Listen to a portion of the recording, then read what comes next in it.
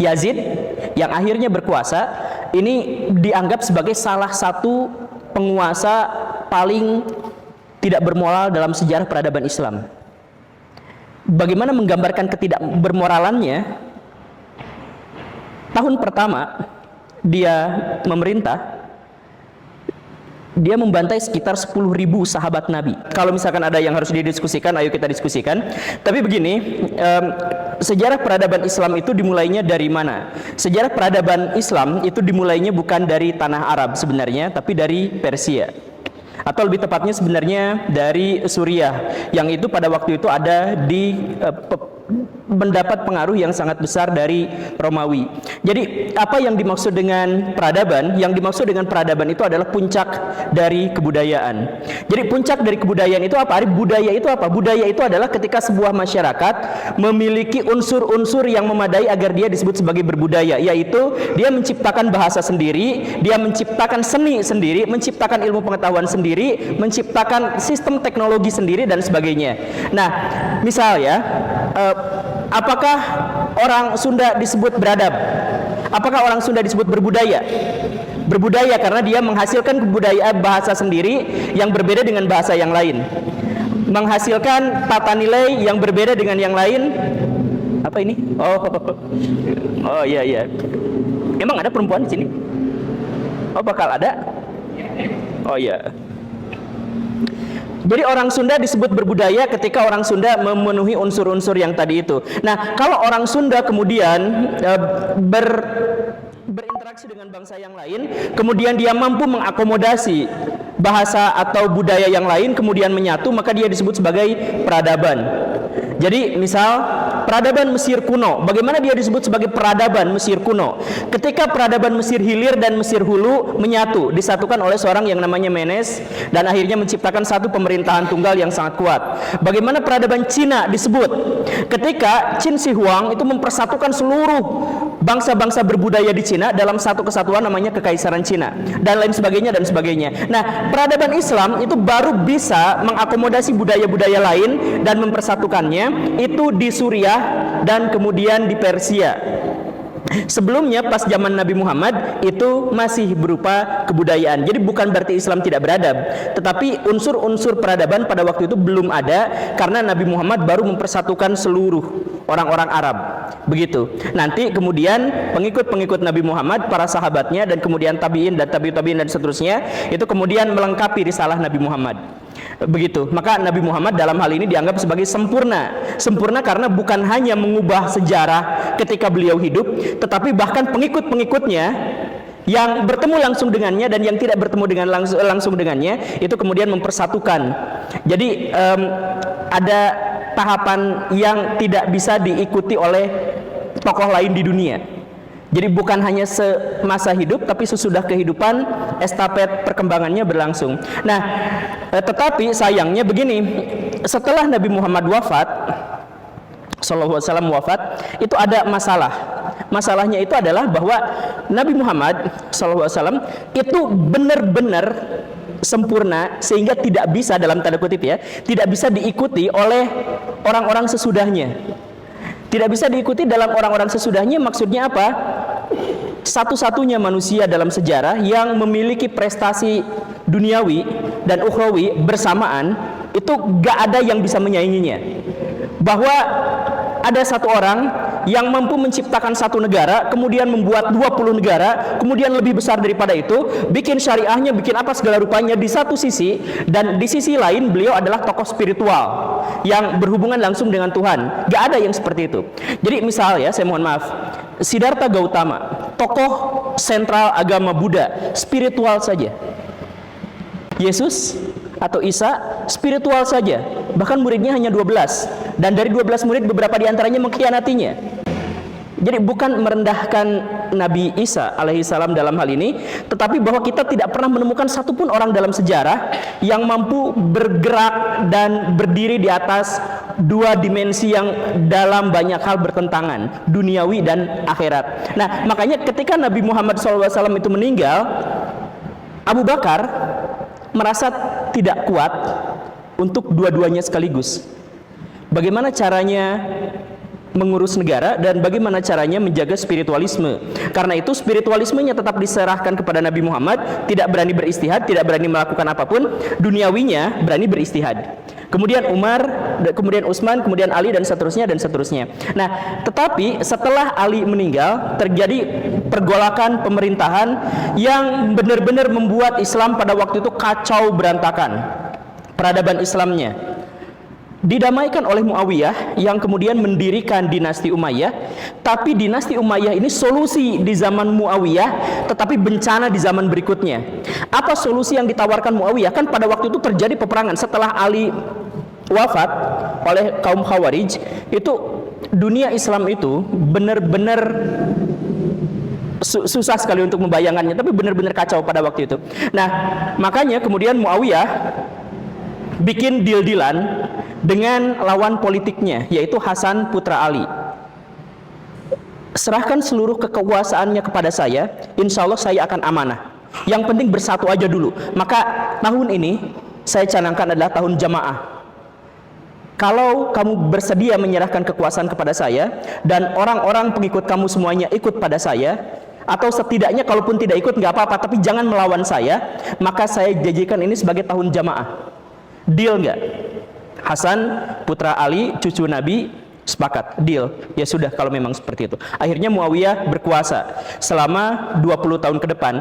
Ini, kekuasaan ini sebenarnya adalah kekuasaan yang diktator, tetapi tidak ada jalan lain pada waktu itu, karena masyarakat Arab adalah masyarakat yang tidak mungkin bisa diatur tanpa jalur diktatorian.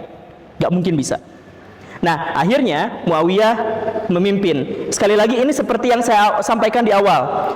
Muawiyah pada waktu itu melanggar etika Islam, tetapi dia harus lompat ke etika Islam yang lain. Sama seperti saya duduk di seperti ini. Ini dalam Islam ini nggak sopan sekali. Harus egaliter semuanya tuh. Bahkan mau ustadznya mau apanya setara aja sebenarnya seperti itu. Tapi kita harus pindah pada etika Islam yang lain. Nah, Muawiyah pada waktu itu seperti itu. Nah, ketika Muawiyah meninggal atau mau meninggal, dia melakukan istihad yang kurang lebih sama. Kan dalam perjanjian itu, dalam perjanjian antara Muawiyah dengan Hasan, Muawiyah mengatakan, nanti setelah saya meninggal, saya akan digantikan oleh kamu kalau masih hidup atau keturunan kamu. Itu kesepakatannya. Yang penting sekarang dunia Islam damai aja dulu.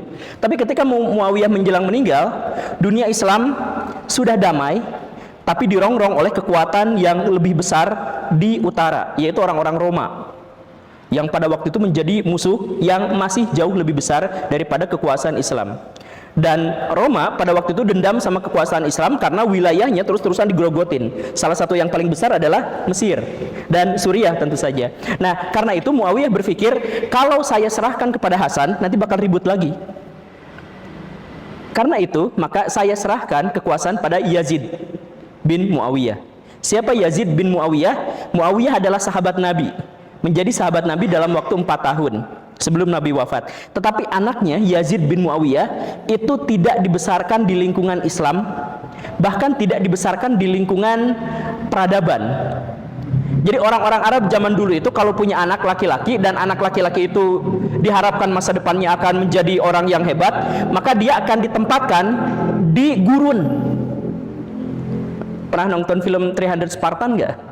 Jadi ini sama seperti kebiasaan orang Sparta. Kalau mau nanti si anaknya itu hebat, simpen anaknya itu di tempat yang benar-benar tidak beradab. Kalau dia bisa bertahan hidup di situ, dia berarti unggul. Nah, Muawiyah itu melakukan hal seperti itu kepada Yazid. Ketika Muawiyah mau meninggal, anaknya itu ditarik dari gurun pedalaman itu. Kamu nanti yang menggantikan saya sebagai khalifah kedua dinasti Umayyah. Jadi Nabi meninggal digantikan oleh Abu Bakar, kemudian Umar, kemudian Utsman, kemudian Ali. Kemudian Ali meninggal gara-gara Khawarij, itu kemudian disatukan lagi dalam tahun jamaah oleh Muawiyah. 20 tahun kemudian Muawiyah ingkar janji terpaksa, karena suksesi di zaman dulu itu benar-benar sangat rentan dan ada banyak kekacauan pada waktu itu. Jadi saya serahkan aja langsung kepada anaknya Yazid yang tadi itu. Meninggallah Muawiyah, meninggal. Yazid yang akhirnya berkuasa ini dianggap sebagai salah satu penguasa paling tidak bermoral dalam sejarah peradaban Islam. Bagaimana menggambarkan ketidakbermoralannya? Tahun pertama dia memerintah, dia membantai sekitar 10.000 sahabat Nabi. dan anak-anak sahabat Nabi. Dia serang Madinah.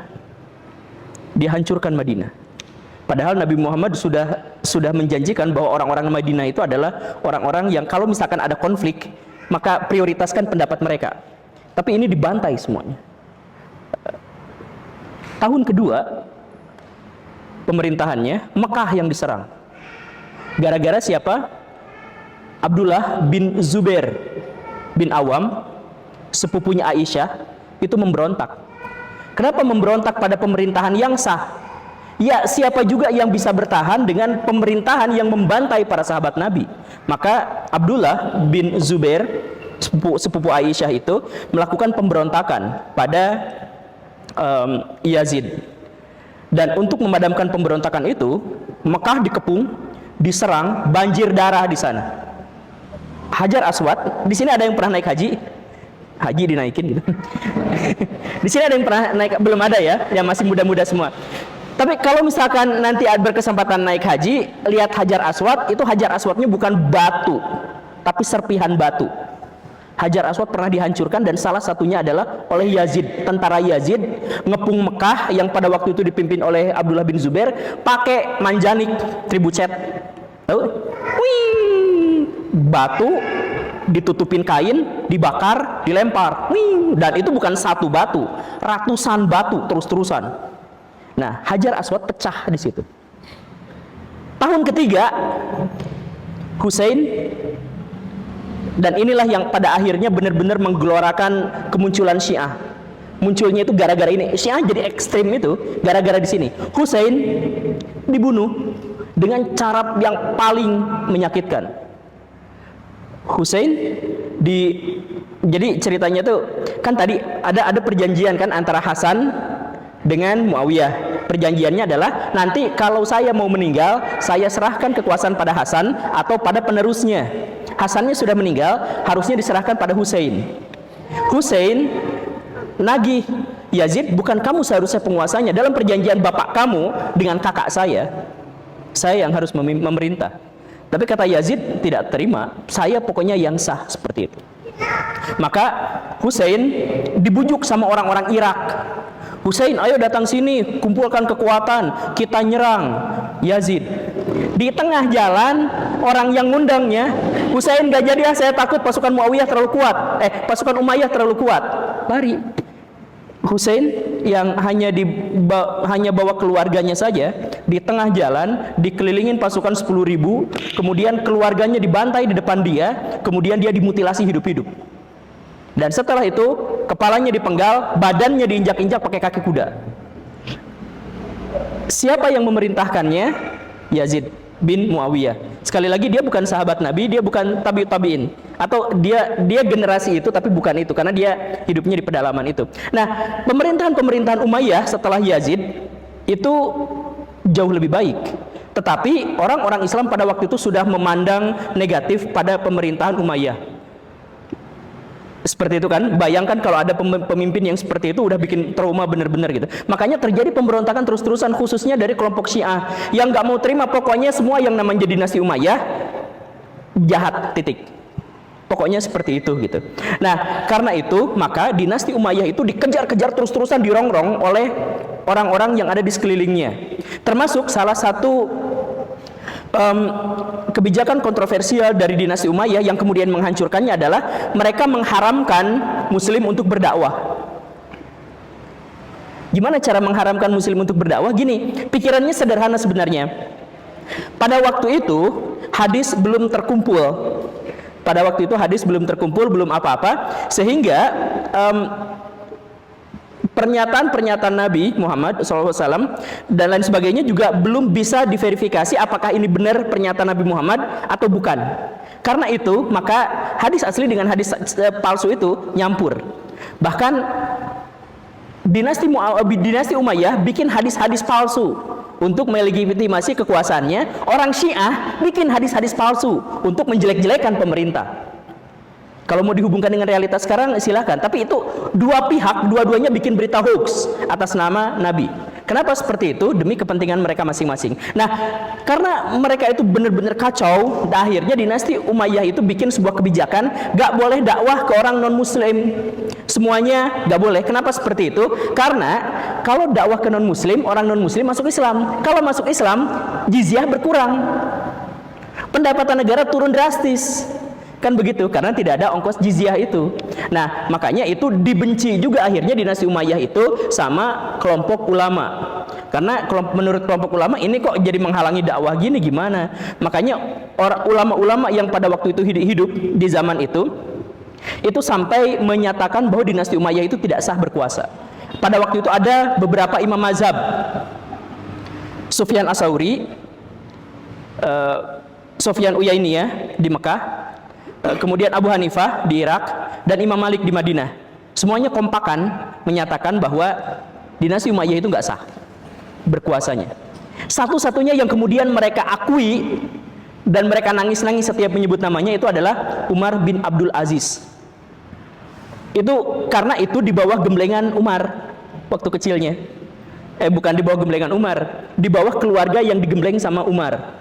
Jadi itu luar biasa baik, luar biasa. Bahkan orang Yahudi, orang Nasrani ketika dengar dia meninggal itu semuanya ikut nangis semua, karena luar biasa pemerintahannya itu luar biasa baik. Dan pada waktu itulah keran dakwah pertama kali dibuka di zaman dinasti Umayyah itu. Nah, jadi langsung berbondong-bondong masuk Islam semuanya, dan peradaban Islam dimulainya saat itu. Tapi pada waktu itu masih di Damaskus. Nah, setelah tapi karena saking baiknya Umar bin Abdul Aziz, dia akhirnya dibunuh sama keluarganya sendiri karena terlalu baik. Jadi misal gini, ada orang Yahudi, rumahnya digusur. Kenapa rumah saya digusur? Mau dibikin masjid. Bukan dibikin masjid, masjidnya diperluas. Ketemu sama Umar bin Abdul Aziz, ini siapa yang ngegusur ini? Rumah orang Yahudi ini. Saya gubernur pada waktu itu. Ngapain digusur kayak gitu? Ini mau diperluas masjidnya. Ini kisahnya serupa dengan Umar bin Khattab, tapi ini versi yang Umar bin Abdul Aziz. Lalu Umar bin Abdul Aziz, coba lihat mana proposalnya. Ini kenapa tiba-tiba masjidnya jadi bagus kayak gini? Umar bin Abdul Aziz pada waktu itu marah luar biasa karena masjid itu gak boleh bagus kalau di sekelilingnya ada fakir miskin. Dan lebih tidak bagus lagi kalau cara-cara perluasan masjidnya ngegusur orang lain. Mau itu orang Yahudi, mau orang apa, kalau mereka rakyat, kalau mereka damai dengan kita, ya kita lindungi. Jadi si proposal itu dirobek-robek, masjidnya yang diperindah itu dipretelin lagi, kemudian diganti untuk bikin rumah sakit, bikin sekolah, bikin jembatan. Jadi si masjid. Nah, ini sebenarnya adalah ide Islam yang sekarang hilang. Di zaman Nabi punya uang sebanyak apapun, masjid nggak diperindah. Nabi itu tiap hari itu dapat duit, dapat uang. Tapi uang itu digunakan diantaranya adalah untuk menafkahi orang gelandangan di Masjid Nabawi. Tapi masjidnya nggak direnovasi. Padahal uangnya banyak pada waktu itu. Kemudian di zaman Abu Bakar tidak direnovasi, di zaman Umar tidak direnovasi, di zaman Utsman direnovasi, diperluas saja karena jemaahnya makin banyak. Di zaman Ali tidak. Di zaman Muawiyah direnovasi lagi, diperluas lagi, tapi tidak diperindah. Karena aturannya selalu sama dalam Islam, tidak boleh bikin masjid sebagus-bagus, mewah-mewah kalau di sekelilingnya itu ada orang-orang fakir miskin. Nah, gitu kan? Umar bin Abdul Aziz melihat itu. Ini ngapain masjid dibagus-bagus? Masjid itu didirikan, masjid itu dimakmurkan, bukan malah menjauhkan dari masyarakat.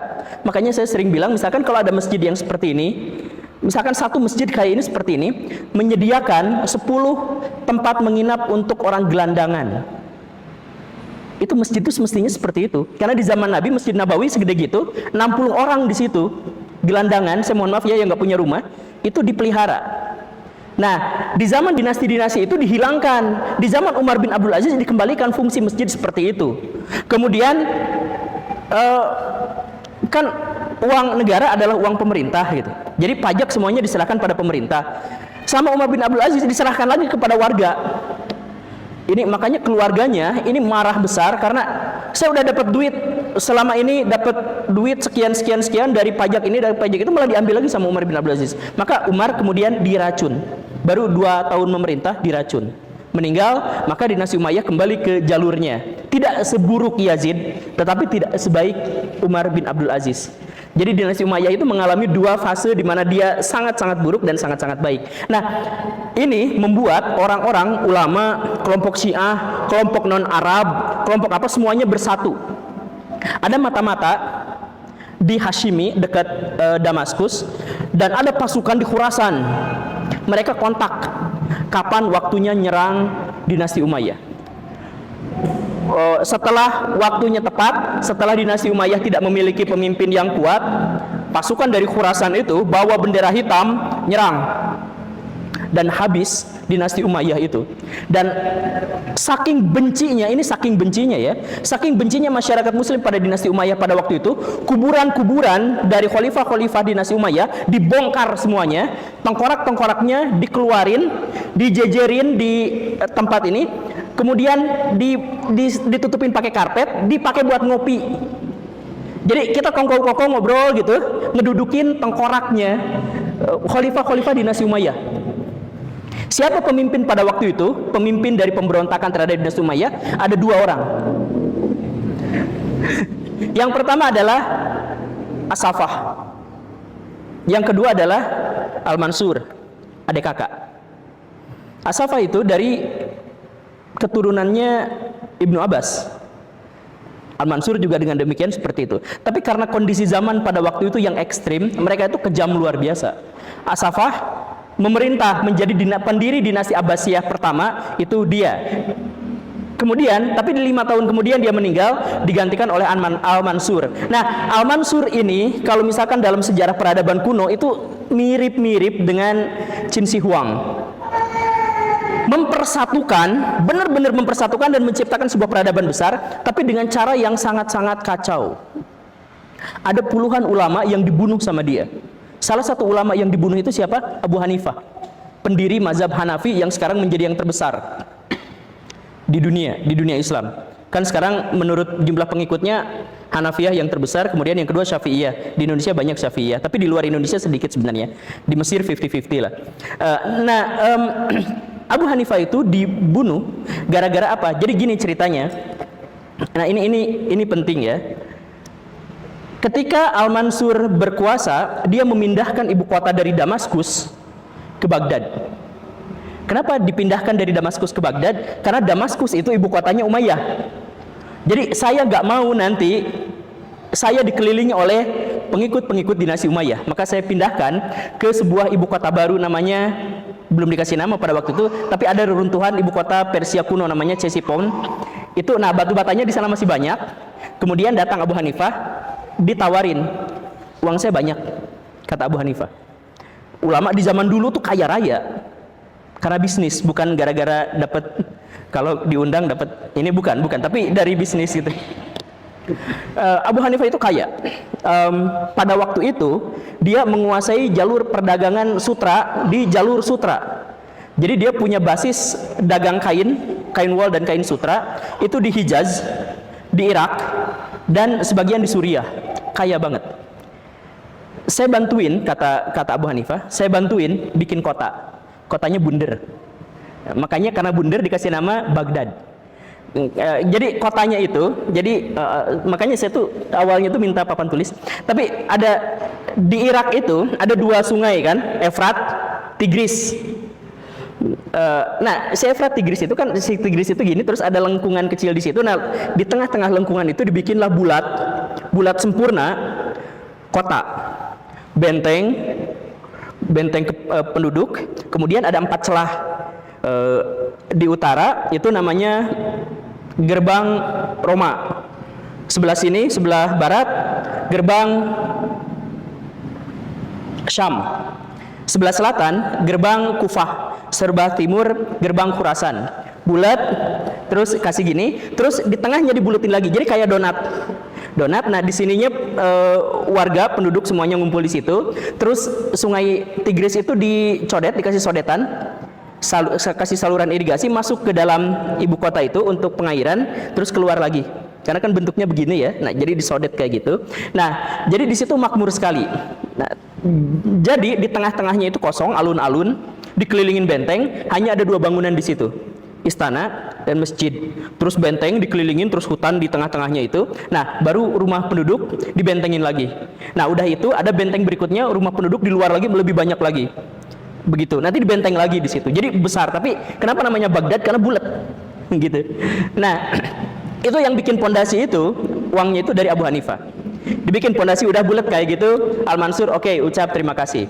Nah, Al-Mansur itu kemudian di tengah jalan dia bertemu dengan seorang mu'alaf.